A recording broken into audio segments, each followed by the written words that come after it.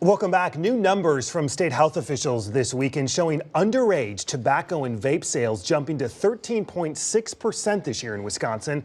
That's up from about 12% last year. The data is compiled through retail violation rates. This is a new nationwide report from the Food and Drug Administration and Centers for Disease Control and Prevention shows overall tobacco use dropped to 12.6% from 16.5% last year. The report, though, also shows tobacco use increased among middle school students, and the most popular tobacco product remains e-cigarettes. I recently talked with Brian King, director of the FDA Center for Tobacco Products.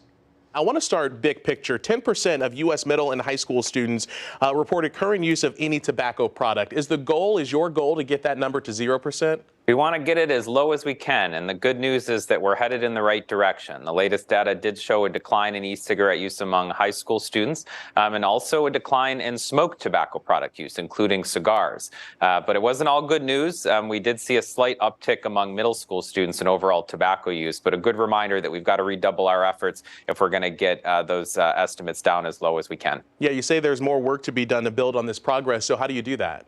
Well, for FDA's part, we have the authority to regulate tobacco products, including the manufacturing, marketing, and sale of those products. So we have been pelting the marketplace with enforcement and compliance actions. Within the past year alone, we've issued over 100 warning letters to e-cigarette manufacturers for selling illegal products.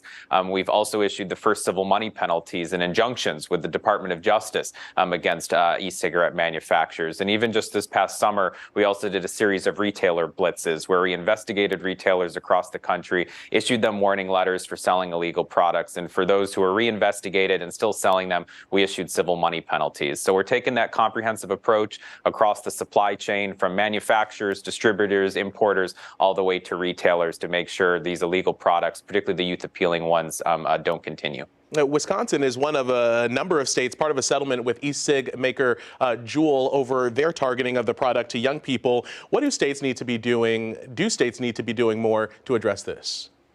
Well, it's really a comprehensive approach at the national, state, and local level. And towards that end, the Tobacco Control Act, which gives FDA the authority to regulate tobacco, doesn't stop states from implementing various policies to help address the issue. And towards that end, many states have.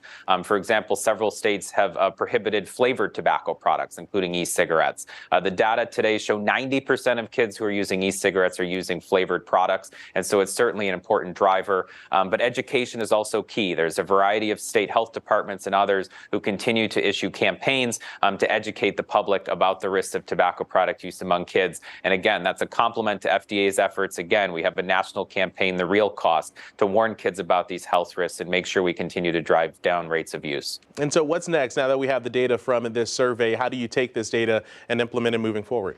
Well, it's good news, but we can't sit on our laurels. We've still got more work to do. The FDA, for our part, is not going to stand by while bad actors prioritize profits over our nation's kids. And so we're taking this as a good sign that we're making progress, and we're going to redouble our efforts over the coming months and years. The recent escalated enforcement actions, including the civil money penalties and the injunctions, are not a one-and-done scenario. We're going to continue to work with the states to run investigations and continue to enforce the law across the supply chain. Dr. Brian King, the director of the FDA Center for Tobacco Products, thank you so much for your time. We appreciate it. Thank you, sir. All right, up next, high stakes inside the High Court.